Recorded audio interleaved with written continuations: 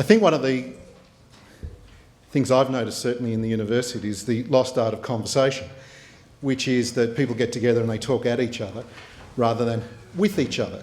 And so that people, as I'm doing right now, but it is the case that very often we take more and we invest more energy in projecting what we think as apart from understanding the perspective of others. So what I'm going to ask each of the panellists this afternoon to do is ask each other a question to try to either clarify or perhaps better understand their perspective, given something that they've said this afternoon. So, Beth, if I could start with you. You heard your fellow panellists. Is there something that they said or a conclusion that they came to that you either didn't understand or you'd like to hear a bit more about? Well, I have a question that leads on from issues that you both touched on. So, from my perspective and the work that I've done with NGOs, I've found that the ADF have been very proactive in reaching out and wanting to learn more about NGOs. I go to a range of different forums to provide training or come to conferences such as this one. Why is there not the same appetite from the NGOs to learn about you? Georgette. I think it's actually the cultural divide. Our culture, I think, particularly in the last decade, has been one of learning, and we're very motivated to do better in everything that we do. I think within the Australian community, we're highly critical of any of our actions if they don't go down well. So we really have been motivated in the last 10 years, not just to say lessons observed, but lessons learned.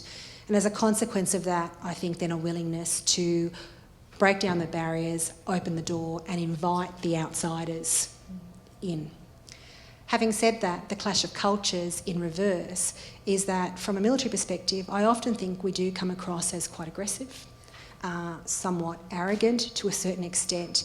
And as a consequence, I don't think we're sending the right message that we want to be part of a conversation. And I only know that from my own experience. I've really had to learn to tailor the manner in which I converse with non-military health professionals in order to get a good outcome, whether that be in learning, whether that be in sharing innovative ideas. And I suspect that whilst, we're soft inside, our exterior sometimes may not lend itself. I just don't think we're messaging as well as we could.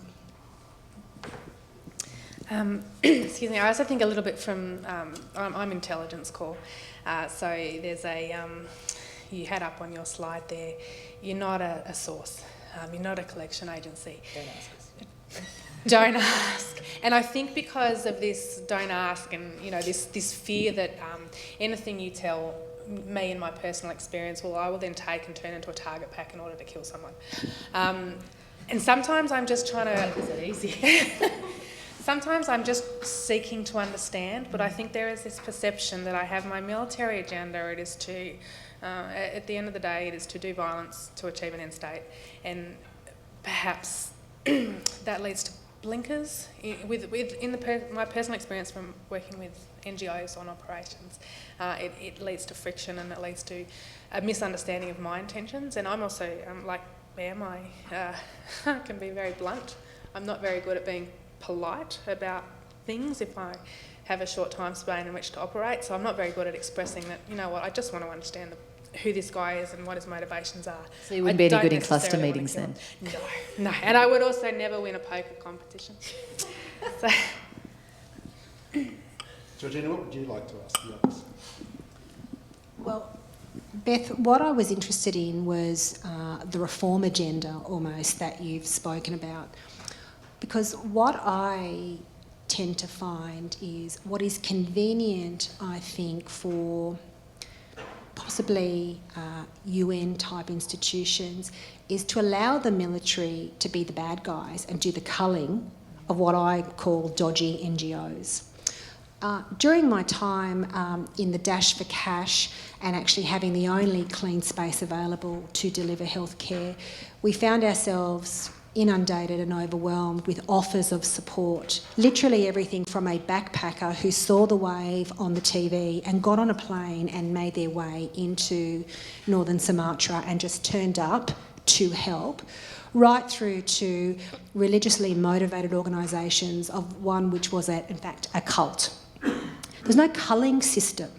So we established a system almost of semi-accreditation so that when we divided the hospital up and allocated space available, it was in to a certain extent, a considered and coordinated way so that as part of our mantra of no duplication of effort and identify gaps, what we were almost trying to do was build a multidiscipline health capability based on contributions that could be made by everyone.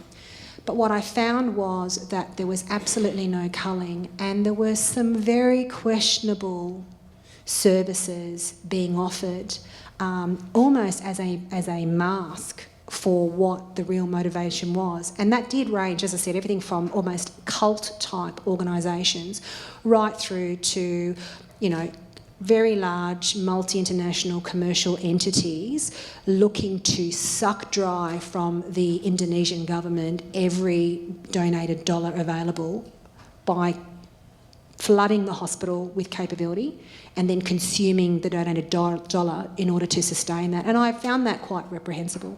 So where within the organisation is that culling system in place? Very good question. This actually brings up a very interesting ethical dilemma, actually, because a lot of large organisations within the humanitarian sector, we can also be quite territorial. We're now highly professionalised and see this idea of having, those who know, the usual suspects, as we call them. Then there is the question around, does the professionalisation of the humanitarian sector then exclude local actors? Do we have a monopoly on humanitarian action? And that is something that has been raised quite a lot, because I guess those on the professionalisation, there's been talk about having a humanitarian passport, that we have to have all our training stamped, you cannot go, certification processes have been discussed a lot. Would they be legal? How would they be binding? This kind of discussion. So that is something that's very much on the agenda. But then there is this thought around, well, who are you to say that a mum and dad NGO can't go in and do some good work? They might be doing something helpful. So that there is a tension very much. And yes, there is, I guess when we talk about standards and this whole, the do no harm principle that you spoke about, Lee, as well, is a really critical aspect. But unless you have that self-reflexive space, which a lot of NGOs are not actually very good at sitting down and talking about what went wrong. MSF is actually amazingly good at it, and they publish books on what they did wrong, which I find amazingly refreshing. But again, they can do that because they don't take government money. Imagine Oxfam putting something out, we had a DFAT project and it was shit. That's not going to really help you with your next tender, is it? So I think there is a tension there. I often... we can edit that out of the tape. That's right. I liken this. Often people say to me, "Oh my God, the work you do is so important and so valuable." But I'm amazed. Do you get paid for that? Shouldn't you do that as a volunteer? I think I liken it to the idea of a brain surgeon. If I had to have brain surgery, someone who has done years and years of study and experience, they're highly skilled, I would want them to do my brain surgery and they should be paid for their services. If I were to be an IDP or a refugee, I would expect someone who knows what they're doing to be assisting me. Good intentions are not enough, but I don't know how we standardise that. So sorry, I don't know. Because there's no mechanism. There's not, and there's although there is discussion about it, there is a massive amount of tension about that happening. Because who would certify who? Would it be the UN certifying UN NGOs? Blood on the carpet. No way. That's something that would not be seen as palatable. So I don't know. And would it be like the security company's international code of conduct, just a non-binding voluntary thing we all sign up to, and no one really, we pay lip service to it. So, Lee, what's your view on that particular question?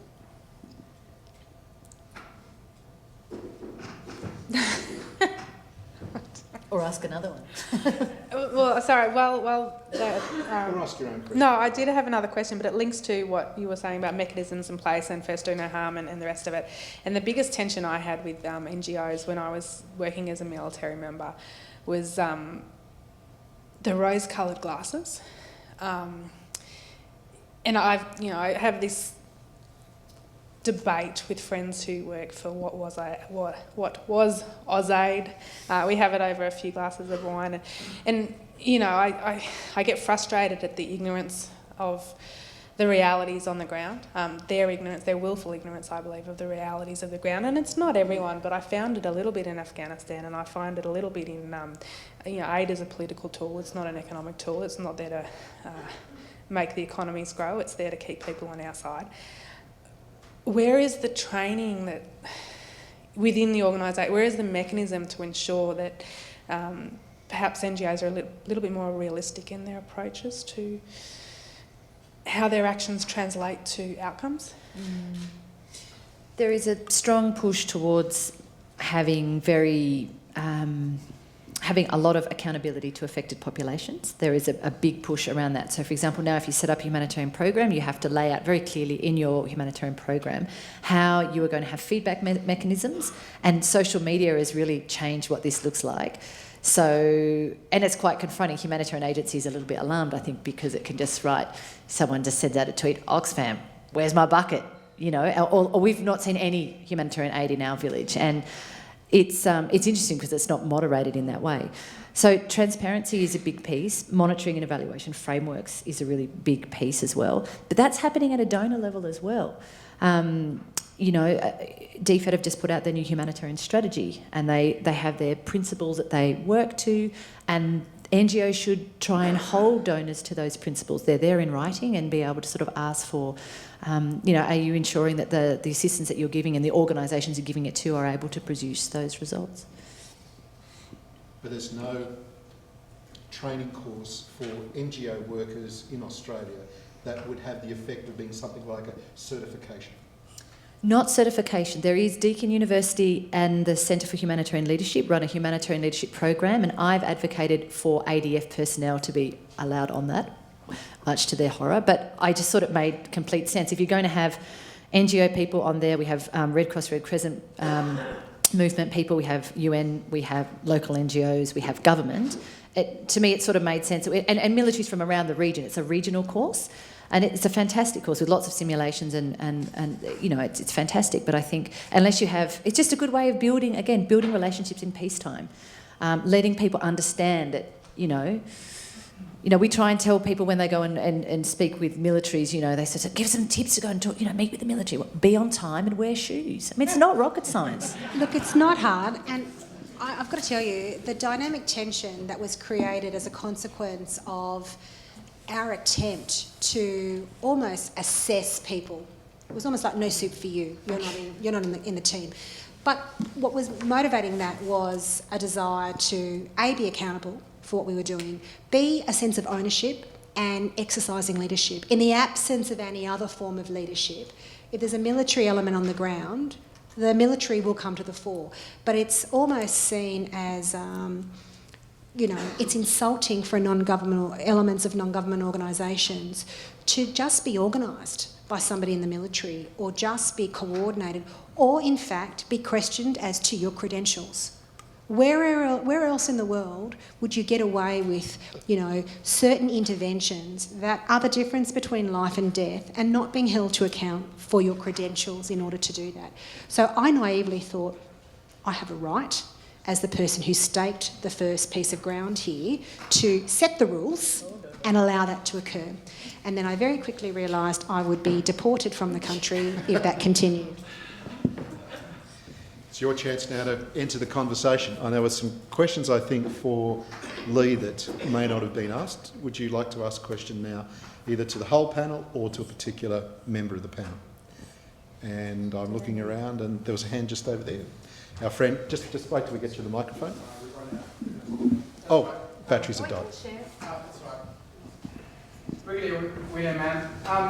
We had the USNS Mercy up there earlier on, and during my limited time in the Army, my name's Nigel Heindel in the Army, I've actually had a chance to to spend some time on the ship.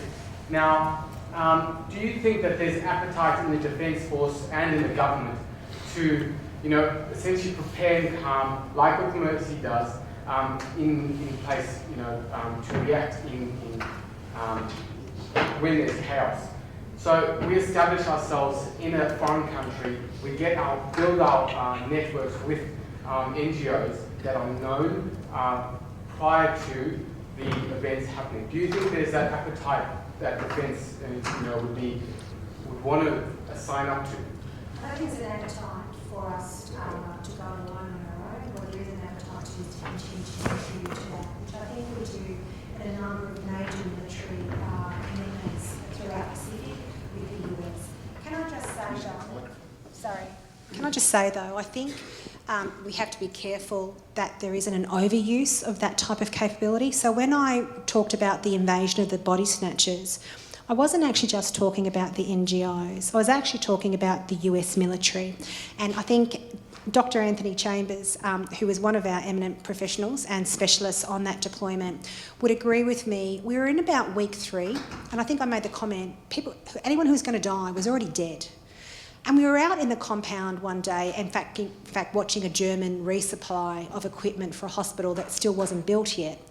And we were, I heard, one, a rotary wing aircraft, and then I heard 2, and then I heard 3, and I thought it was like Apocalypse Now, and I'm not making light of it. There was this mass landing of helicopters, and out came the US military with their flyers and their paraphernalia, and they just went wandering through the hospital.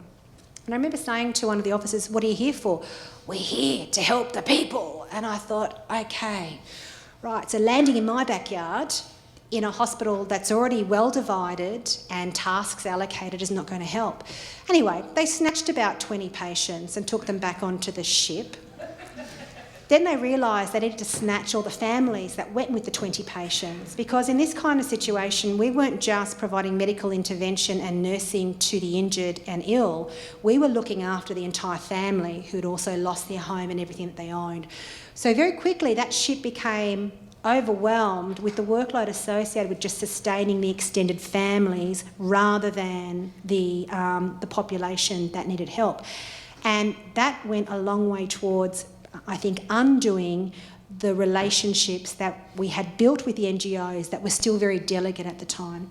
So I think they're a fabulous capability. I certainly enjoyed my 24 hours on that ship. I think they do fabulous work throughout the community when it's planned, but they don't need to be the saviours of the world and that on their own, and they need to focus on working with us. And I think that's why our government, our military has no capacity for it, nor does our government have the funding, but I think we're comfortable maintaining a meaningful contribution to well-planned and orchestrated interventions that something like the Mercy can do. Thank you. There's a question. Lee, this is a question, I guess, in part directed towards you. And it was a comment that you made to Tom when Tom asked you a question. You said that you hadn't had conversations with your colleagues, as in green-skinned colleagues. And having just done a promotion course and things like that, Matthew Stewart, Army chaplain, a lot of people referred to me when it came to looking at NGOs and stuff like that, and my response was just go to Google, you can find out a lot more information than I can give you. I'm just wondering, what has stopped you in the experiences that you have had? Is it a personal thing or is it an organisational thing? If it's an organisational thing, how do we go about changing the conversations that we have within Defence for those people who have had the experiences and those people that have learned? And I guess that then comes to you, ma'am, as well, that you've learned. How do you pass that on? How do you develop that culture to have that conversation around what NGOs are, how we communicate with them, and just talk generally as a human being? From my perspective, the reason I never had the conversation was no one's ever asked me, and it didn't even occur to me that anyone would be interested. I got the email from Dr. Palazzo asking if I would be interested in speaking at this seminar. Oh, okay, sure, if you think I can contribute anything. I'm happy to have the conversation, but I guess, I'm aware of the fact that as soon as I talk gender, walls go up. So, my priority in doing this was to advocate for gender issues. So as soon as I say, well, I was overseas working, to achieve gender equality and make the world a better place and yada yada, not interested. So those two reasons from my personal experiences. No one's asked me, and I don't want to be just banging my gender drum uninvited at people. So. Look, I had the opportunity to have the conversation a couple of times. Clearly my presentation skills didn't cut it because I only made it onto 2 pre-command courses before I was dumped off the agenda. Mind you, on both pre-command courses, if I was to assess the feedback based on the overtime we went into in terms of questions and the quality of the questions, I thought my time was well invested and that of the students, but unfortunately I wasn't popular enough. But secondly, and more seriously, so having just survived being the most hated woman in the Australian Army for about 5 years because I drove a massive change in the way we structured our healthcare system and the training of our healthcare professionals, and there was some collateral damage as a consequence of that. That experience is what triggered my motivation to effect change in our combat health system. Because whether it's in humanitarian aid or disaster relief, or a medic on the ground looking after a wounded soldier, sailor or airman in the line of their duty, we need to drive the quality of training and the structures and the education that allows that. But unfortunately, the conversation was distracted by issues around the right command and control, all important things, but we talked around the issues rather than really going to the heart of them. And when I attempted to go to the heart of them, I was told I was an emotional female who was not objective, and certainly because I had insufficient warlike experience, what would I know? So how did Eddie Maguire join that conversation? Can I just do a straw poll? I don't have any ethics approval for this whatsoever, but of all those who are uniformed or ex-ADF personnel, who's actually worked with, for, or had an experience of an NGO? My giddy aunt. So that is a lot. Who had a positive experience with an NGO? Come on, Kit. Okay. Can we do a... No, we won't do a photograph. Yeah. So there's actually, surprisingly quite a bit of experience here. And can I just throw people, kind of put them on the spot, whose experience has been similar to Lee's in that they've not been asked about their NGO experience in a way that might have helped the Army and enrich its outlook?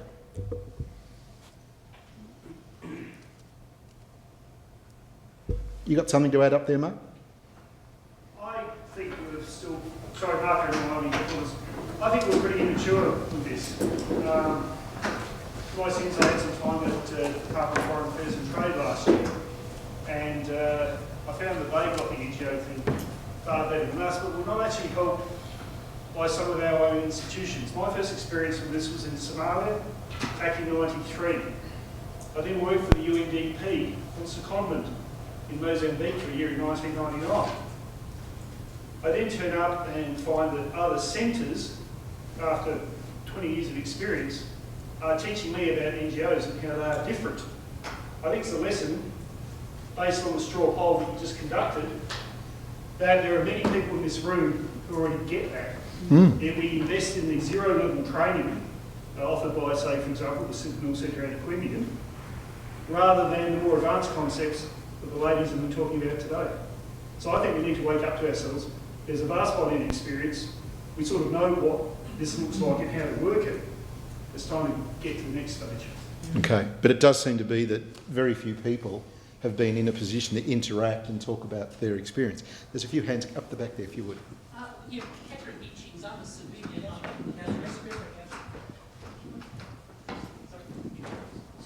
Can you get people to wait for the microphone? Otherwise you won't get recorded. Yes, I can do that. Thanks, Phil. Sorry, Catherine Hitchings. I'm from the civilian side of Department of Defence. My engagement with NGOs has been somewhat different because it hasn't been with the humanitarian side of things. It's been more with the arms control side of things. And I suspect there is far less cooperation in that sort of area.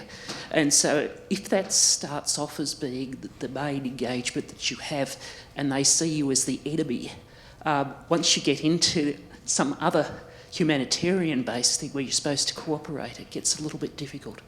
So it's a lot of it's to do with the different objectives, and that can be quite confronting at times.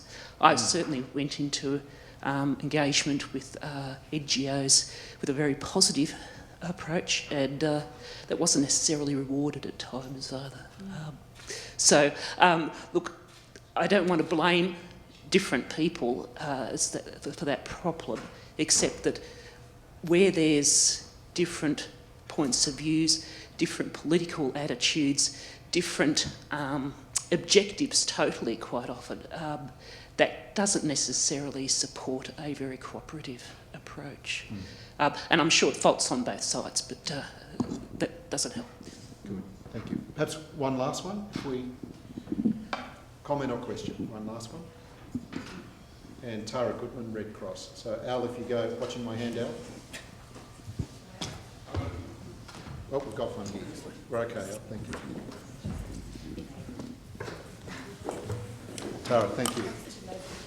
Thanks. Maybe just to end on a slightly more positive note, I think, although one thing you haven't really addressed, I think, is the sort of humanitarian concerns with military encroaching on the humanitarian space, which is a perception that a lot of NGOs have, is that in recent years militaries are now operating much more in the humanitarian space and considering themselves to be doing humanitarian action.